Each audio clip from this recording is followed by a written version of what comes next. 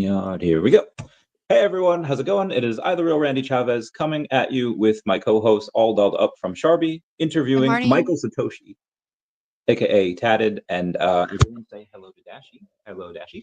Something, liking, and subscribing is a free way to help support the channel, and let's get to know what is all about Andrometa and the website. And on the website, you see like almost like a Ken Sugimori drawing of Frieza's hot cousin. It's not Frieza's hot cousin, but it is. This is what I know as Athena. And as you scroll through the website, she moves planets. So what does Athena do? What is the? I feel like I really jumped right into it here. No. I think this is great. It's actually funny. I've been spending majority of the weekend writing a bunch of lore for our RPG. So this conversation hits home very, very well because I've essentially been steeped in it for the last like 10 days or so. But essentially, the person that you're seeing on the website or person is one of the 9 Celestials in the Andrometa universe. So essentially, in Andrometa, there's 9 Celestials who created the entirety of the universe. Who you're seeing on our website is Athena. She's the Celestial of knowledge. Therefore, she does the most in terms of strategy, education, all that kind of stuff. She's one of the leaders of the Celestials just because of the fact that she's goes more towards the knowledge aspect of things. So she helps strategize, create plans, all these good things. But basically, the idea behind this is everything that you see on our website, from our branding to our lore, etc., is all baked into the games that we make as well. So our RPG stories follow this lore. The website's actually going to change as we continue to release more games. So like right now, we're releasing one game essentially called Swarms, which is our first party internally developed game. Once you get to the end of Swarms, you're going to see that our website's probably going to change because you're going to find out so much stuff that's happening in the universe, and the website's going to need to change. So everything updates as it goes along. Everything's fully interactive, creative, etc. Cool. And I want to go super deep into this because I write comics and it's really fun and I love learning about lore. But now that we gave them a taste, we gave them a little nails worth, and it'll keep them coming back. Tell us about Michael Satoshi. You are a tattedlawyer.eth. You are working as a Nintendo publisher, manga author. We'll get into the manga later. VTuber, co-founder. Tell us about you. How did these characters pop in your head one day? Or are they based off people? How did you come into creating this?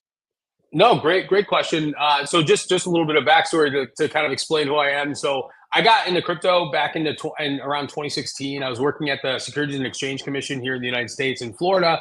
And then somebody left a newspaper on the table that was like, Ethereum's the future, in the kitchen area. I personally had no idea what that meant. I had no idea what an Ethereum was. And I'm the kind of person that as soon as I find something out, I like want to go down the rabbit hole. I need to know everything about it. So went heavily down the crypto rabbit hole, became one of the only attorneys in the United States that understood securities law and crypto around that time. So I started advising some early stage ICO projects during the ICO boom. Then I started advising some politicians as to their approach to the blockchain and blockchain regulations. Been doing speaking things all around the world, essentially.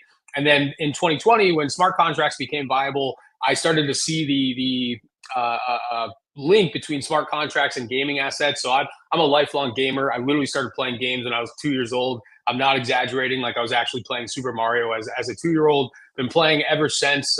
Both my parents were gamers, so grew up as a gamer. And basically, I was like, we could do some really, really cool things with blockchain and gaming. And essentially for me, that's combining 2 different areas that I already am so passionate about, being gaming and blockchain, into one single company. And then as you can tell from the influences of the anime in there, I'm a huge anime guy as well. I've grown up watching as many animes as you can imagine. I've read like every fantasy book that you can imagine. I was a huge fantasy fiction guy. So when I was writing these stories, it was mainly just basically taking inspiration from like 30 years of just consuming fictional content to then create my own story. Obviously, I had a significant amount of help in creating the foundations of some of the story with my business partner, Stan, aka Knights. But yeah, no, it's just been so much fun writing. And I can definitely tell you, it's a lot more fun creatively writing than it is writing contracts as a lawyer. So I'm in heaven every time I get to go through this lore. Same. I think we're going to become fast friends because I am what you would call a casual fan of some pretty awesome Nintendo games. I love it. And, I love it. I love it. And I like some manga as well. So that is Horse was born in the year of the horse. Because I don't know if you ever read Fruits Basket. Have you? Yeah. Oh yeah, absolutely. So I was born in the year of the horse. Love that, like that. I know it's a little girly, but straight up, it's a great one. It's a great one. It is. I thoroughly enjoy that. I have a DBZ tattoo under here, but I don't know if oh yeah, I guess I can. Oh, that is very, very cool. I like that a lot. Piccolo was like my hero growing up. Just straight up aura farming. Just such a cool dude. When you talk about blockchain in this game, so there's actually I don't know, Poly Market, if you ever go on there, and it's like kind of like betting. Okay. There is now people betting that and according to Poly Market, there's a 13% chance that Jesus comes back before the release of GTA 6.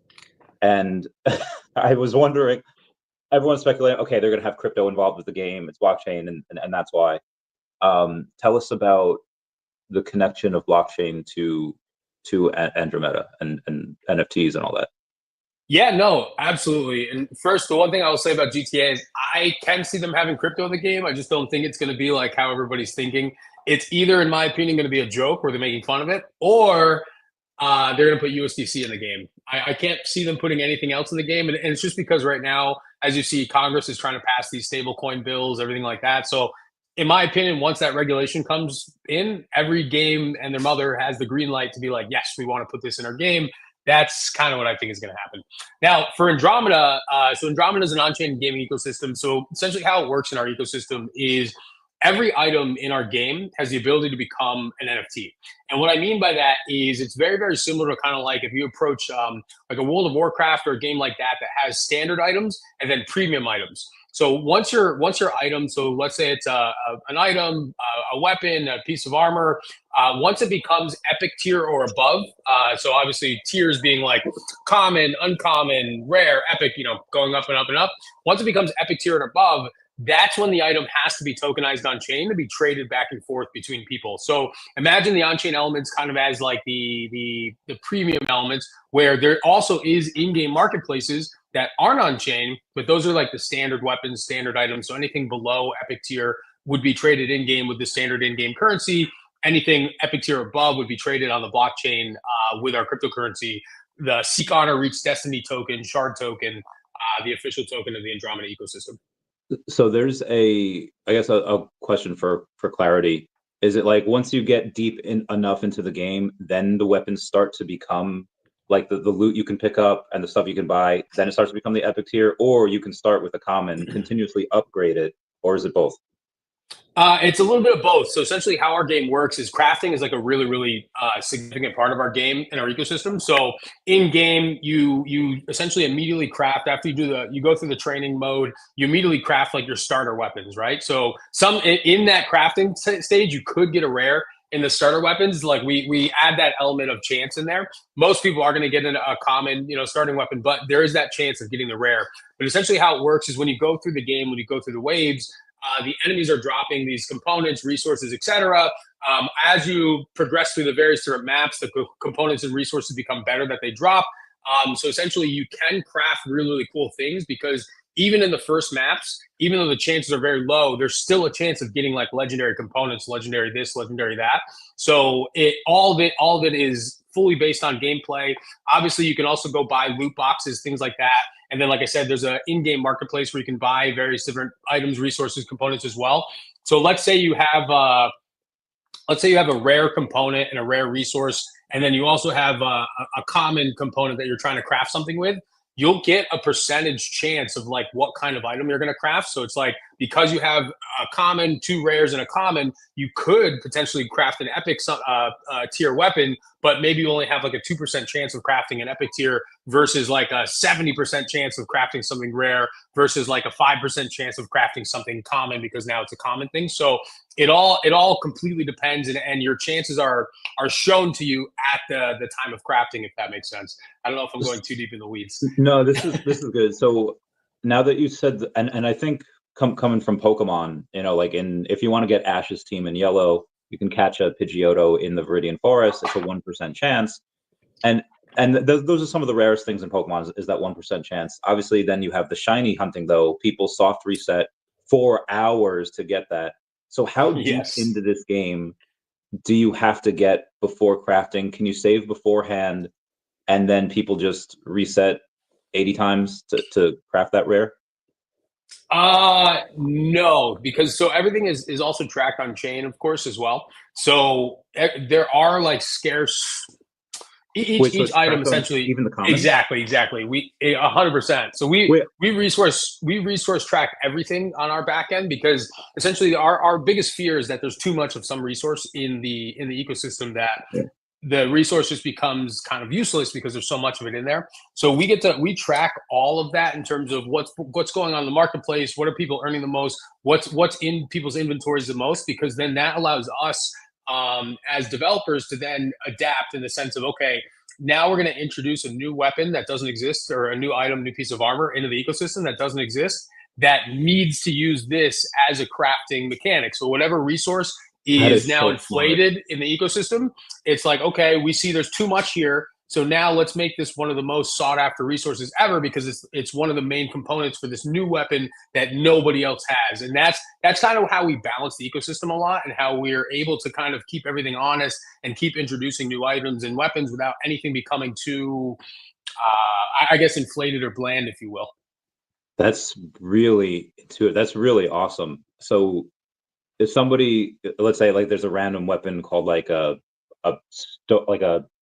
stone sharpener or like a weapon sharpener, and it's like super, nobody cares about it. If someone just stacks that, somebody just gets like 800 of those or 8,000 of those, and suddenly you introduce this new mechanic, and you said you said it has to go on the blockchain when it becomes a certain rarity, but at a certain level, correct? At a certain level, but then you said that also they're all on chain in general. So so they're all everything is tracked on our server from like an inventory basis. So essentially, how our server makeup is each item has its own kind of like listing ID. So that means even though it's an individual item, we still get to see what it is on our server. And so then once it gets put on chain, obviously it's even easier to track on chain. But so everything is being tracked as if it's like a blockchain tracker. And because of that, we get to see what every single item is. And because of that, you can't cheat in our games, because our server, even though you can play offline, our server still reads what should be there and what's not supposed to be there. And we can actually recreate your exact run. So like, let's say you launched into a game, you killed X amount of enemies, they dropped X things. We can fully recreate that run because of how our backend tracks each and every item. So it's kind of like if you try to go offline, add all these items to your inventory, and then be like, surprise, I'm back online, now I have all these items. We can literally recreate the run to see, oh, that didn't happen, you just cheated, you just modded the game. And so by doing it this way, we not only keep things honest, but we get to have a very, very deep accounting of our ecosystem at all times to make sure that, like I said, it's not overinflating, to make sure like, oh, we get to actually see the consumer behavior data is saying that all these people are accumulating this, but it's not really selling in the marketplace. Let's introduce something in the game that's going to like start to move this and start to sell this. And what it does is just makes a much more fun and playing environment for the user and for the player. Like, for example, I guess the element right now in our ecosystem that people are going to stack pretty quickly is called quartz, because quartz is a very basic standard element. But we already have weapons that we're planning to release later this year that are directly going to use like massive amounts of quartz. So it's like, oh, hey, you collected a little bit of alpha. So it's kind of like, yeah, you might have collected this potentially useless item right now, but that doesn't mean it's going to be useless forever, if that makes sense. I would be playing the long game so hard. I'd be like, oh, nobody's stacking these things. I can get them for a penny. And then, I'd go hard on that.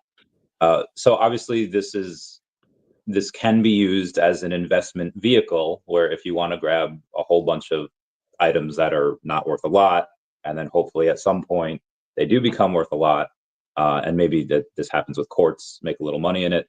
How much money runs through it right now? So I'm gonna just preface, none of this is an investment vehicle. None of our assets are meant to be speculated on. Everything is meant to be used inside of the Andrometa ecosystem. And as the founder, CEO, and somewhat of the legal department of the team, that's as much as I can say on that. Okay, copy that. So I'm going to speculate all the time after this. Where can we go in and download this? Where can we go in and play? Yeah, so right now there's a version of the game currently available on both iOS and Android called Swarms. So it's SWRMS, so Swarms without the A. However, right now we've since January, we've been in the process of essentially migrating the game from its beta version into its early access version. So knowing anything about kind of game development stages, usually you have a pre-alpha, an alpha, pre-beta, a beta, then early access, and then the gold version, which is like the final global release launch version of the game. The game's all done. You don't need to add anything more to it. So right now, we're currently in the process of transitioning it from the beta into the early access version. The early access version will go live this summer. It'll have a lot more of the bells and whistles in it. It'll have all this trading mechanics that I'm talking about in it. So that's what we're really excited about. So you can go into the base version of the game right now in the App Store. You can play it, but it's very, very limited to what you're actually going to get to experience this summer. And then right now, based off our development timelines, the actual gold or global launch of our game is set for December of this year. But obviously things can happen in terms of timelines pushing them back. But right now we are very, very quickly approaching that December deadline. And we're really excited because the game is so much better than the current iteration that's in the stores right now. Okay. And what blockchain are you on? What chain do you use? Yes, so we're actually launching everything on Scale. Build different. This is my Scale hat right here. But we're actually about to announce a pretty significant agreement that we're having with Scale that will essentially make Andrometa the flagship game, a flagship company, with Swarms becoming the flagship game on the Scale blockchain. So we're really, really excited about that. The Scale guys are great. They're about to come to market in a really, really big way as well. So we feel like they have the best tech. They have the best everything. So very much impressed with everything that they have going on over there. So the Scale blockchain, that's the SKL is the ticker, right? I believe so. Yes. SKL. Yep. So take a look at that here. And they had launched over in 2020, had that big hype in 2021, as everyone did. And then, yeah, the bear market's just punishing this. But I know, I can tell you from speaking with the Scale marketing team, et cetera, they basically hired some heavy hitter marketers last year. Which is one of the reasons that we're also attracted to Scale to kind of go with them. And basically, since last year, they've been doing a lot of very, very small, quiet A/B testing in terms of what works, what doesn't work, so then they can have a nice, very, very solid come-to-market strategy this year. And so basically, the last thing that they were missing with their go-to-market strategy was, as they described it in their own words, their crown jewel, and since from a gaming perspective. And that crown jewel is now Andrometa and our game Swarms. And so we're really, really excited to see how they come to market in a big way over the next 2 quarters, as well as obviously deep in the next year. So very, very impressed with them. Really, really like the marketing team. I've gotten to see some things that I'm not allowed to talk about from an NDA standpoint in terms of what their plans are over the next 6 months even. And so it gave me a lot of confidence in terms of how they're going to be bringing on users and building the chain up. Yeah, I really like this. So it obviously would have been better to get it, last month at 1.6 cents as opposed to now at 2.4. But the only thing, it's already $141 million market cap, 149 fully diluted. Blockchain gaming is going to be one of the craziest narratives, whether it's, and who knows, you might be the one to kick it off. There's Off the Grid with their Guns token. I think that'll do really well. I think Illuvium will have a nice, strong comeback. Heck, maybe even now Axis has a strong comeback just because a lot of people in the Philippines. But yeah, this is one of those things where this is a $100 billion market, and getting a slice of that, yeah, even just going to 1.5 billion, it'd be a 10x from here for Scale. And you guys, are you guys going to launch your own token on their blockchain? So we are launching our own token right now. We are, I don't think I'm allowed to say it yet, but we're not launching it right. We're not launching our token on Scale, and it's really just for liquidity purposes. But every single thing in our ecosystem is launching on Scale, from the NFTs, the marketplace, et cetera. Okay. And then our token, though, it's not really a big deal because we live in the age, obviously, of wrapped tokens. So our token's going to be live on many different chains, regardless. There'll be a heavy presence of our token on Scale, but for liquidity purposes and for some other things I'm not allowed to talk about, we're likely going to launch on Base, the token side of things, just because very liquid, lots more exposure to a lot more people, and then obviously run everything from like the NFTs, smart contracts, etc., on the scale side of things. Interesting. Okay, cool. I definitely want to get the token. So you guys, as you're developing this, who invested? Where did the funds come from? Is it, hey, it's just sweat equity and a lot of us are doing that, or we have this big investor from somewhere else? Yeah, so we were very fortunate to sell about 1.5 million in products. So we sold so all of our characters from our manga series, the Outcast Origins, and also the Sevens. So we sold a bunch of characters back then. Those characters are of course in-game avatars already. They're already fully usable in game. There's also a second element to the Andromeda ecosystem where we've now turned the in-game characters that everybody uses into fully rigged VTubing avatars as well. So in Andromeda, you don't just play as the character, you become the character. So these characters sold for about 1.5 million, and then we actually just started fundraising again this year. And this quarter, we've brought in about 1.25 million in fundraising, which is really, really cool in the sense that you see all these gaming companies shutting down every single day or every other hour, which have been a little bit of a surprise. Some of the companies that I actually liked are shutting down, but then we are the only company that seems to be raising money while everybody else is shutting down. So it makes us really, really hyped about what we built, what we're building, and kind of what we're moving towards. And it's really, really cool to kind of get that vote of confidence from these investors to make a splash in a big way in terms of what we're doing, despite what they've seen from the GameFi space over the last, like, let's say 2 years even. So the 1.25 million, you raised that at what valuation? Can't talk about that on the lives. Yes. That's fine. That was already raised though, the 1.25 million, or is there still room? We raised it this quarter. There is right now we have about 620K left to fill out this current round that we're in. Okay, so you can still. All right, sweet. Well, we will talk after the stream. What's the run rate for you guys? Like, how much you guys spend each month? Oh yeah, right now we're pretty lean. We spend about 22,000 in terms of burn. We've been very fortunate to not be one of these crazy companies who are spending like $300,000 a month and running out of money very fast because, like, oh, surprise, you don't need assistance. So we, if I'm being honest, for the first 3 years, I didn't take a salary at all. Neither did any of my C-level founders. None of us took any kind of salary. We literally just reinvested a lot of the money that we made from sales into building our games, building our platform, building our AI, building out kind of everything that you get to see here. Because of doing that, or the benefit of doing that is now, all these years later, we're ready to come to market with real products that people can onboard into, rather than saying, hey, we're going to be having a TGE because we're trying to raise all this money to go build all this thing. It's like, no, we're having our TGE because our token actually needs to be in circulation now because it has a consumptive use case within our ecosystem, within our games, within everything that we're doing, versus like, hey, we're using these funds to go build a platform, which obviously then makes the token somewhat of a security. So we're very fortunate to not have to build that way, to do everything very, very compliantly, very, very legally, or legally compliantly, and then also have products ready to release. Yeah, this sounds really good. And you have not taking a salary for a couple of years. That I feel like that's a mark of someone that truly believes in what they're building, whether it's Elon Musk or David Yu from the VeVe fam. I don't know how much you got into NFTs, but a few years ago there was a company called Recur, and they had like Winklevoss twins, Gary Vaynerchuk invested, and they raised like $50 million at a $350 million valuation. And they just spent like an obscene amount of money, and they went down. And I called it. I knew it because I don't know if you ever watched like Hey Arnold back in the day or any of the Nickelodeon. Of course. Stuff. Okay, my man. So yeah, they like messed up on like, granted they weren't even like 3D digital collectibles. They were just like the 2D like JPEGs.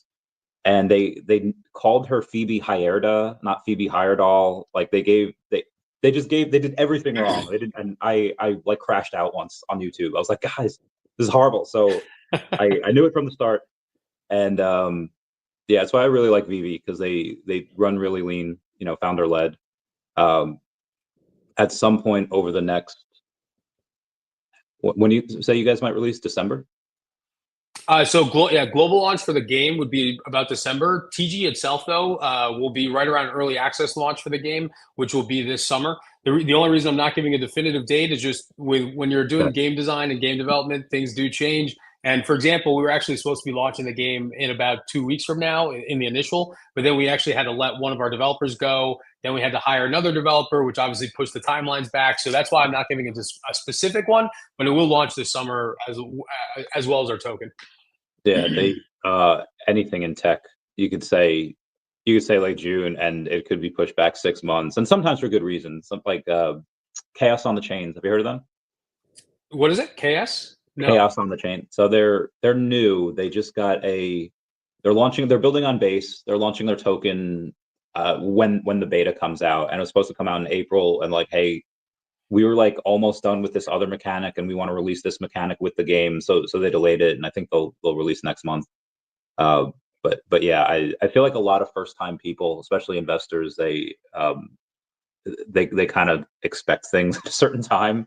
And I was like, guys, like Kingdom Hearts 3 took like a decade to come out, right? Like even GTA 6, it's one of those, everyone's like, oh, they pushed it back, but in reality, do you want it to be like Cyberpunk? If you remember, Cyberpunk released a couple years ago, it was one of the worst releases ever. And even though the game, right now is amazing, there's so many people that didn't play it just because the first release was so bad that's the only bite of the apple that you're ever going to get. So to me, I think delays are fine if it means you're going to be shipping a better product. I think delays become an issue when you delay so much that then nothing ever comes out. And then the next final message is, hey guys, we're shutting down our doors. We weren't able to do this. That's when delays become an issue. But if you're delaying just to make a better product and then ship a better product, absolutely delay. You know what I mean? If it's not going to kill your business, some people might moan and groan about it, but what is 60 to 120 days in the grand scheme of things if you built a game that's supposed to last, 2, 3, 4, 5 years? Yeah. There's the only thing that I would say would be worrying is if there's a change of ownership, like if somebody, like I think Virtua, and they go and like, hey, we're looking to partner with an investor or someone else. Like, okay, like you ran out of money, that's why you're doing this, and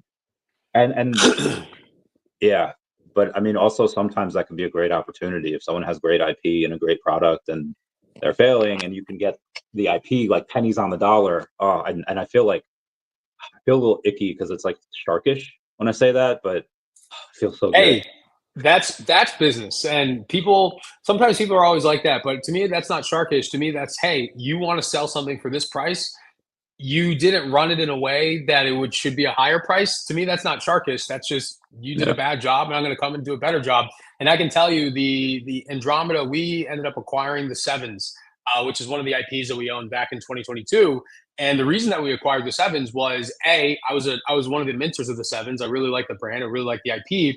B, I saw that they were just kind of rugging the project. The founders had no idea what they were doing. They kind of got to the point where the market started to hit that bear cycle. They didn't know what to do, so they were going to kind of just rug the project. And by rugged, I don't mean like they're going to take the whole treasury and run away, but they were doing a 90 ETH giveaway at a time when the markets were imploding in themselves. You remember summer of 2022.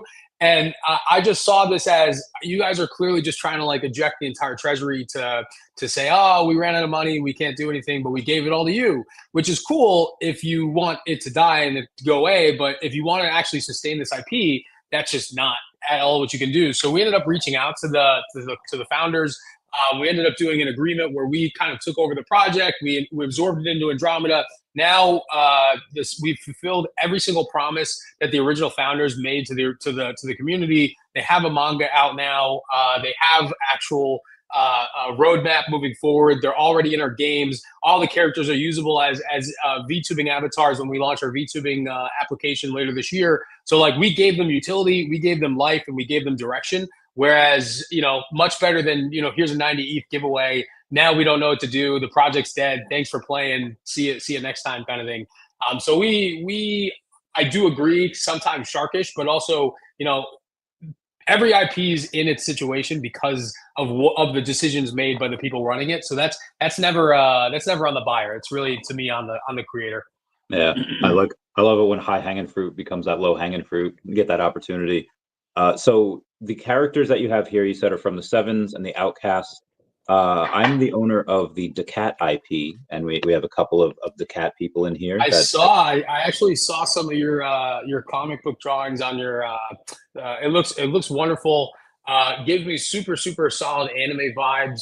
Would absolutely love to talk to you in the future about onboarding some of your characters into our games, because basically how Andrometa works is we want to collect all these various different IPs, just like Marvel has all these various different IPs, where each IP has their own world. They live in their own lore, but everything that we do in terms of the games that we develop is IP agnostic, because it's on a universal scale rather than an individual planetary scale. So that's why various different IPs can team up side by side in our games to fight against the antagonist, because it's not just we're focused on your planet. It's you're focused on the entire universe here. And just like the Avengers can team up and it doesn't look weird, same kind of thing here, where it doesn't look strange that this IP is teamed up next to this IP, because you're all fighting for the same reason.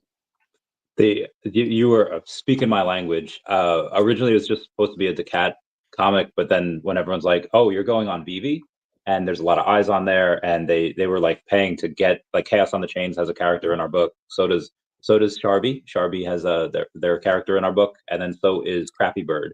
Crappy Bird's doing really well. It's up like 33% today. And wow. When they were all like, they're in the first two, and then Ladies on Soul, they're like, "Hey, can you write one for us?" And so each community has their own like planet. Like there's a Crappy Bird planet, it's a bird planet, and Crappy's just the name. There's a cat planet, there's a dog planet, mollusk planet. So, but there's a human planet as well. Spoilers.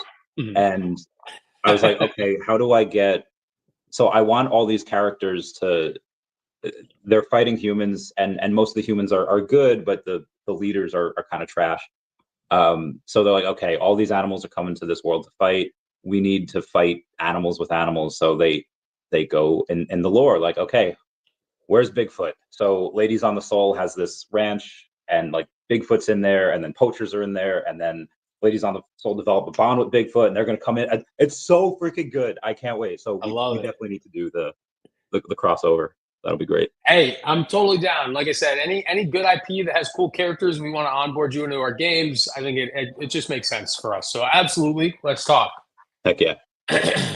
Okay, so now tell me a little bit about the Sevens is something that you didn't create, you bought, but the Outcast Origins, that's something that you did create? Correct. So tell me about that. So just to preface really quick, the Sevens, when we had taken over the Sevens, they had promised their community that they made lore, and they had this whole story. What they had was zero. They had nothing. So we actually ended up creating, minus like the overall concept of this idea of New LA. We created everything from the story to the characters to the factions to like how the story was playing out. Like we did all of that. They basically just came up with kind of like the scene setting, and then we did everything else from actually filling it out in the story. Now with the Outcast, yes, that was all internally done. Many nights of late night brainstorming with my business partners, but yes, I'm actually the author of the full story of the Outcast Origins manga. The background lore for it was more of kind of like a team thing where we were all like bouncing ideas off each other, things like that. But the actual like story itself, wrote it all myself. It's come out, or excuse me, I like to think it's come out pretty well. It's so much fun writing stories like this. Like I said, I have a background of like reading so much fiction that I do take a lot of inspirations. I'm like, oh, I really like that idea here. How can I incorporate something like that into my story to then make it my own, essentially, if that makes sense. And so there's so many different inspirations and components from like, there's inspirations from like Tokyo Ghoul in there, Star Wars, Aragon, if you've ever read it, Zelda even. There's like I can actually go off and name a ton, but I take inspirations from all these different places because I know what I like in a story. And so I put what I like in a story into my writing because I think I'm definitely not a novelty. I'm sure there's many people like me that like just or the exact same things that I do. So I write things that I think I'm going to like and that I think other people are going to like. And so the coolest part about doing this is I like to write very real world situations into my story. So Outcast Origins is big on like faith. Should you trust the people at the top? Just because a lie has been told for eons, does it make it true? Like things like that. And so people are starting to question their realities, question their own purpose, question their own duties, essentially. And the coolest part is last year we had released like the digital prints of the manga to see kind of like, hey, do people like it? Are they going to read it, etc. before we turned it into like an actual physical product. And somebody reached out to me and they're like, hey, Tatted, I just want to let you know that this panel right here, and then obviously send me a screenshot. They essentially, the panel said like, it was one of the main characters saying, you know, when do I have time for myself? Do I always have to live my duty, or can I ever choose myself to be happy, or do I have to choose like my duty every time? And this person reached out to me and they're like, I'm going through this exact thing right now with my family where I have a choice where I either have to choose my family or I have to choose like what's going to make me happy. And it's one of the hardest decisions I have to make. And to me as a writer, that meant so much to me that people are resonating so much with these manga panels and with the thematics that I'm writing into the story in a way that it's almost unexplainable or indescribable in terms of how it felt. So I love to get very, very deep in that kind of sense. And you're going to see it not only in the mangas that I've written, but also in the RPGs and the gameplay that we've written as well. I think like a great pun, I think that line works on many different levels, because when you had said that, I thought like today's Memorial Day, I'm a veteran, and a lot of times in the military you have the, hey, I can't take off for this particular thing because there's no leave right now, or on 12-hour shifts, so I have to work. So I took it one way, and then that guy took it another way with the family. So working on so many different levels, that's really good writing. Thank you, and thank you for your service. Appreciate the support. I every Veterans Day makes it worth it. I get like 5,000 calories of free food, and it is good. I don't eat the day before. I make sure I save up for that. It's great. It's good times. So have you, and you don't have to go over exact numbers, but from the digital and the manga, how did they sell? How did they so we actually we've just started sales. So essentially, with the manga, we initially released it for free just to see like, do people like it? Are they going to read it? You know, because at the end of the day, you have no idea. There's so much content out there these days that, you know, it's hard to kind of stand out. So we initially released it for free on VoiceMe. We ended up, the Outcast Origins manga got I think like 70,000 reads pretty quickly. So that was really, really cool. Showed us that people liked it. The Sevens manga had about maybe like 150,000 or 200,000 reads. So that was really great as well. They're both very, very different stylistically. The Outcast Origins is very much like that traditional manga style of drafting, of drawing. And then the Sevens is more of the modern new age, like vertical scroll style versus the reading left to right, right to left, so you know, different strokes for different folks, as they say. But now that we've seen the viewership, we've seen the readership, we've gotten the reception that we have, now we're in the point that we're making prints, we're making physicals. So we just got a bunch of test prints in maybe about 2 months ago, and unfortunately the tariffs that happened definitely made some issues for us in terms of shipping. So right now we're trying to figure out the shipping aspect to get the shipping to be much cheaper. Once we have that, we're going to come to market in a big way in terms of actually putting marketing spend behind the manga, behind the games, obviously, as well. Because everything is very, very interconnected in the Andromeda ecosystem. So when we market one thing, we're kind of marketing everything at the same time, which makes it a very, very cost-effective type of marketing strategy, because it's like, oh, you might be a gamer, but also like manga. So we're going to get you into the game. You might love manga, and we're going to get you into the game through the manga. You might only be interested in VTubing. Well, hey, you're VTubing with the characters that you're playing with in game, as well as that you're reading from the manga. So that could be the introductory funnel to funnel you in. So there's all these different funnels to bring in users, to bring in readers, to bring in customers, that just kind of hits all the various different aspects of the Andromeda ecosystem. So I have an idea. Every Wednesday, obviously, local comic book stores pack their shelves with new product from Marvel, and a bunch of different comics. So what Marvel did is they partnered with VeVe so that every Wednesday at 3 a.m. Eastern Standard Time, whatever hits the shelves, 8 hours later, hits the digital store. And for people that don't like NFTs, you can get the digital read-only version, not an NFT. It's a couple bucks. But if you want a 1 of 1,000 NFT of that particular comic, then you can get it. The only exception so far has been Death Planet, where they made 2,000 of those. It was just such a popular book that they're like, hey, we need to have a little more. Would you be interested in something like that on VeVe? Absolutely, would love to chat. Very, very interested. We want to disseminate our content, our IPs as much as possible. So whatever helps that, absolutely. Yeah, I would love to help get you on, and so we'll talk again after this. There's a lot to talk about. We have so is that going to be a long running series? The manga, is that going to? Yeah. Right now, so each IP has its first volume out. For Outcast Origins, that volume is 5 chapters. For the Sevens, of course, that volume is 7 chapters. Got to remain true to the brand. The Outcast one just happens to be a little longer because I prefer the longer chapter mangas versus like that maybe 15-page manga where it's like the panels. I like the ones that are closer to like 25, 30 pages. So that's kind of how I wrote each chapter of Outcast Origins. But like I said, different strokes for different folks. Modern manga is generally shorter, quicker pace, et cetera, et cetera. So that's kind of how we wrote the recipe. That's how the Sevens manga was written. So it's much shorter, much quicker story. It just depends on what you like. Yeah. My for comic books, it tends to be 20-ish to maybe 30-ish pages, and my first comic's like 46. And then See, you get it. Yeah. You get it. It's like, yeah, you got it. Yeah, and that's even with trying to shorten it too. The second one I did shorten. It was 53, and then I got it down to like 46 as well. And then, also in those beginning chapters, you're introducing so many things and plot points and characters, so you kind of like have to write a little more than you would maybe towards the middle of the story, just because you have to, like, there's certain things that the audience has to know, or like something's not going to make sense in the future. So the chapter 2 of Outcast Origins is much more text heavy than any of the other chapters, but it's kind of the only chapter that'll be text heavy. It's just because we had to explain so much for you to understand kind of the rest of the story, if that makes sense. Now, do you have plans for this to be somewhere along the lines of like a One Piece, where you're still going to be doing it 20 years later, or is it be like a Madoka Magica? No, we're going to do these small amount of volumes, and then that's it. And are you going to rip our hearts out? I would say probably somewhere in the middle. So obviously the entire story is written.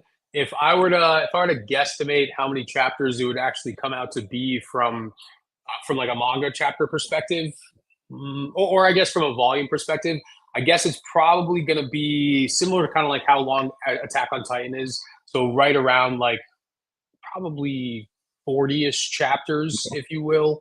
So healthy amount, not anywhere near the One Piece amount, which love the One Piece mention. I'm a big One Piece guy. I would love to be Oda, but also Oda's health isn't doing too well, and I think it's because he dedicates all of his time to drawing and writing. So much shorter than One Piece, but longer than some of your quick short stories. Because I like something that I can get invested to and binge it or binge read or binge watch for like a couple weeks. But yeah, sometimes like that the longer I watch, the more it hurts when it's over and when certain characters die. Like, are you gonna rip our hearts out, or is it just like no? Oh yeah, 100%, 100%. This gets I love for Outcast. I love the story that I've written. I think people are. How I write is, I write the beginning and then I write the end first, and then I fill it in as I go. So my friend Kai does that too, and I can never like how do you like? No, you got to explore. Like you go on an adventure, and you don't know where it's going to end. As I'm writing, there are areas to explore, and that's why I gave that range of chapters, because there are things that you want to expand upon. But just because you're expanding upon those things doesn't mean the story doesn't end in the same way that you've written from the beginning. It's just you have to guide it there, and that's what the most fun part is like, okay, I know where I want to go. How do I get there? And that's what makes it so much fun to write this way. And I love the ending of Outcast, so I'm super, super excited for you guys to read it. It's just you're probably not going to read it for a couple of years, but because we want the story to come out pretty succinctly that way. But no, I like it a lot. I'm very excited for everybody to keep reading. So Outcast is that owned by Andrometa? Yes. So Outcast is owned. Sevens are owned by Andrometa, and then so Andrometa acts as both a publishing platform as well as a kind of like an entertainment ecosystem. So we have multiple IPs that are onboarding into our platform. We have multiple games that are signed to our publishing label. Andromeda makes its own first-party games and first-party IPs, but then we onboard other people's IPs as well. So right now we have the Sequoia Multiverse. Their IPs are in our games. They're also going to be used as VeVe characters. We have Oniforce. Their IP is going to be in our games, and they're also being rigged as VeVe characters. Obviously, we have our own IPs being the Sevens and the Outcast. But our goal is to add, like I said, as many third-party IPs as we can into our ecosystem. If the IP doesn't already have its own manga story, we're happy to help you construct it. I myself, I'm a writer, so I've written, obviously, as you know. One of my business partners, Vijay Lakshman, Vijay helped describe. Vijay is like the original writer and designer of the Elder Scrolls series.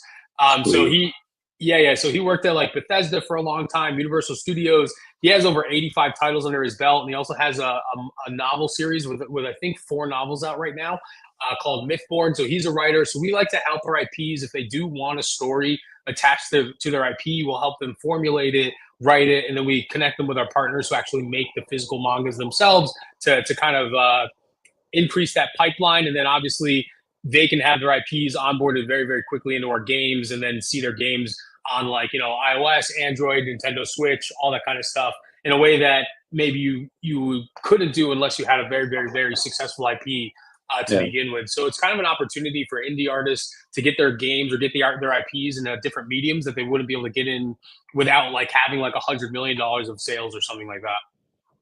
I drank a lot of Baileys yesterday because one of the another IP came to me. It's like, hey, yeah, we'd love for you to write the comic in the daCAT universe, and they're called Space Penguins, and it sounds like, bro, you could have so much creative freedom with this, and some of the writing is really good. Like I very impressed with myself, but it's like the lines are good and the dialogue is good, but the story I can't. I don't know how to. Do they start off in space? I did, and I put them on this ice planet with a bunch of seals, and they united against the orcas because orcas are fucking everyone up. And it's so good. But it doesn't flow the way it should. So I'm hard to start. Yeah, it's rough.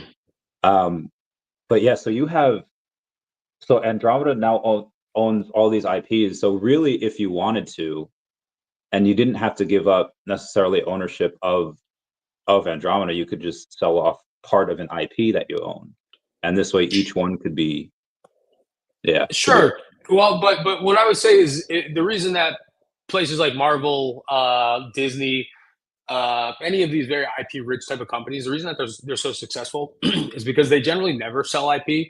They license IP, but they generally never sell it, because having assets like that, having IPs like that is so powerful that if it becomes popular, other people are going to want to come to you and be like, hey, I really want to make a video game with your IP, or hey, I really want to do this spin-off, or hey, I want to make these toys using your IP.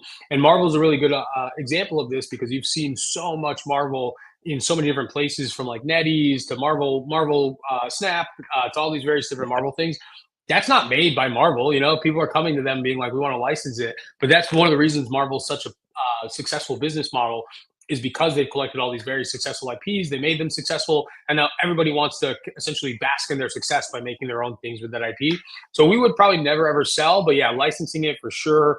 And our biggest thing is we want to help all of our IPs grow as much as possible. So even if they're not the ones that we own, if they're in the Andromeda ecosystem, we want everybody knowing about them, everybody talking about them, because it brings more eyeballs in. It helps the indie developers the most. That's why it's so cool when indie developers onboard onto our platform, and now they have this dedicated community already that already likes our stuff. And they're like, sweet, who's this? Let me go check it out.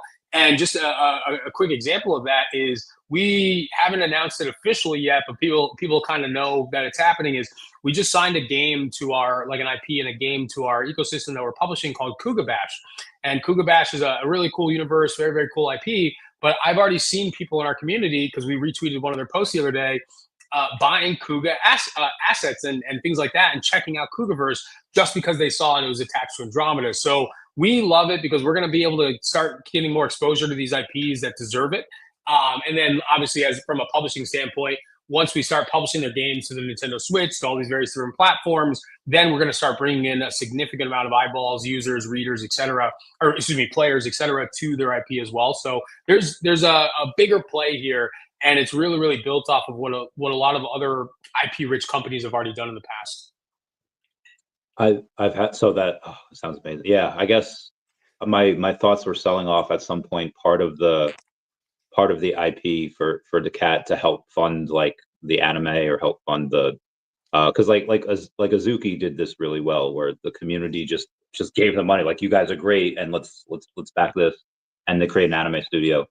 But yeah, I guess if it gets popular enough, licensing it out. Like, one of the problems I've also had is like daCAT is a cool character, a bunch of the other characters are cool, but Crappy Bird gives like this amazing speech, like 2 amazing speeches in the, and I feel like some of the characters that aren't mine are arguably, they're probably going to be like more than the initial characters that I had. It's like, oh man, do you ever have that with some of your characters? Like, hey, I have this really cool idea for this IP that's not mine. And yes, absolutely. But I will say that's the kind of the beautiful thing about being a publisher is, as a publisher, generally what that means is we're on average taking about 30% of the revenue that all these IPs or games that we're signing in to us are generating.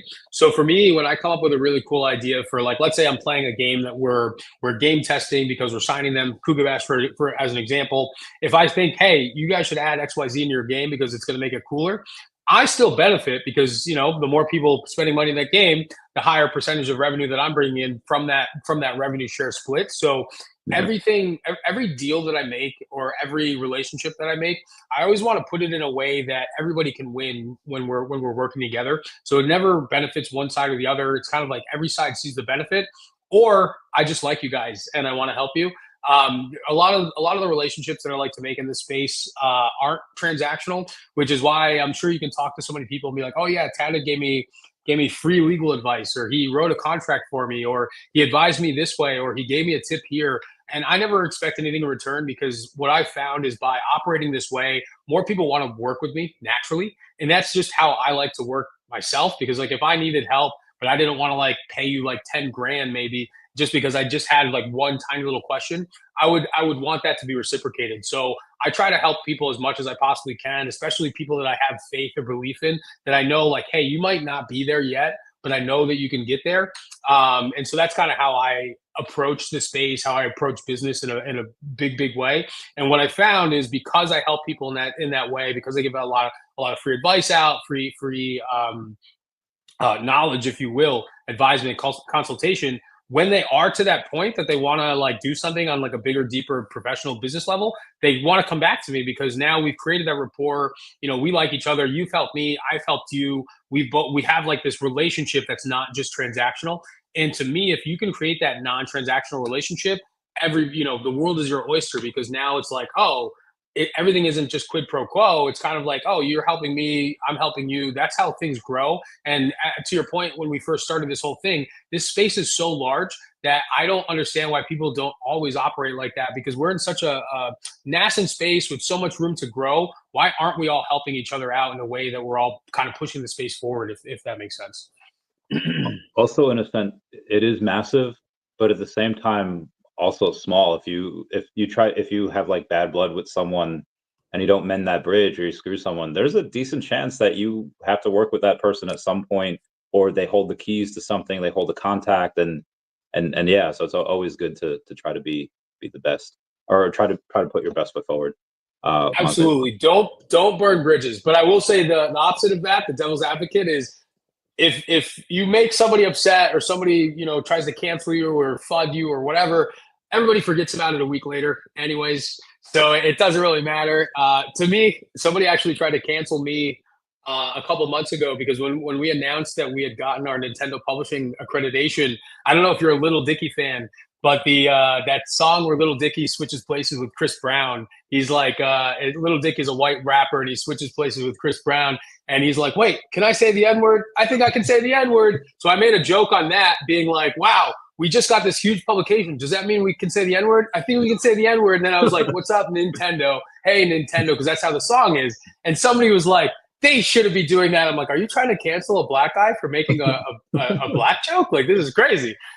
So to me, it's like, who cares about that? That's high school. That's like in the real business world, that stuff doesn't really exist. And like these small echo chambers that we're in, people don't really care. Only the people in these echo chambers care. So if you have bigger dreams, bigger plans, and you're doing bigger stuff outside of this, just these small echo chambers, my advice to any founder out there is just don't even worry about that stuff, because who cares? There's a much bigger market out there, and that's really who you should be worrying about. I think if Kanye West can put out a song calling him, I feel like anything else is probably fine, probably okay.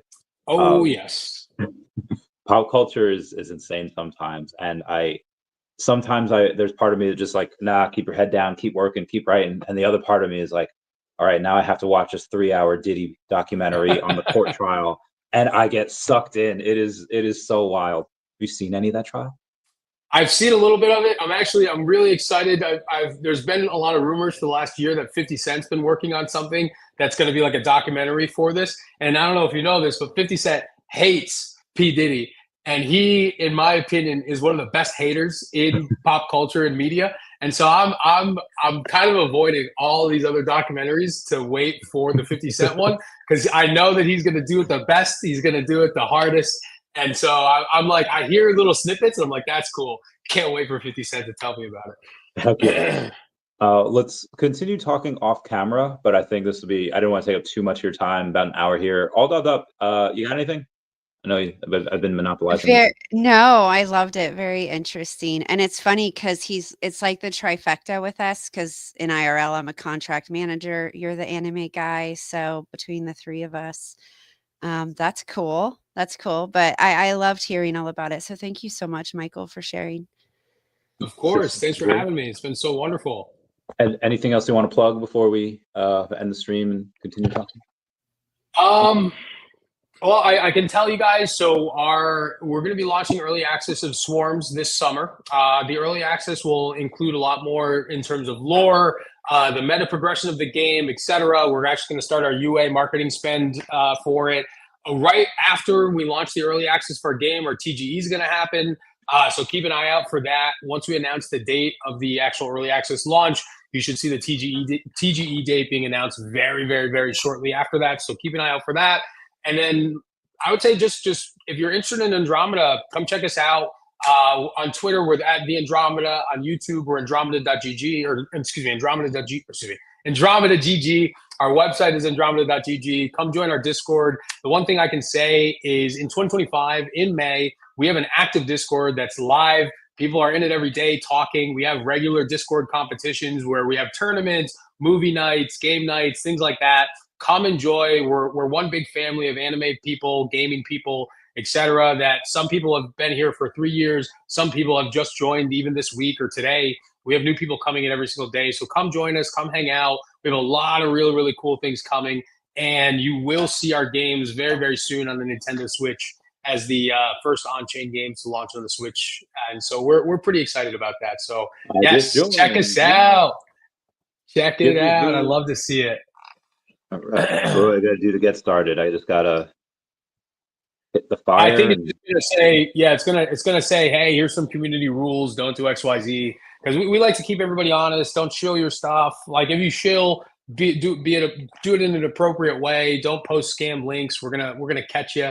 We got CCTV in our Discord to make sure everybody's safe. So yeah, we like to run a fun community. Like I said, come play our games. Come join us. And then we're going to be at so many events this year, from Token 2049 Singapore to the Gamescom in Germany. We'll probably have a presence next month in Jakarta at one of the Gamescoms happening with WeGG. So check us out. Lots of huge things. And as one of the only gaming companies to raise over 7 figures this quarter, you can know that we have a lot of things coming to market in a big way.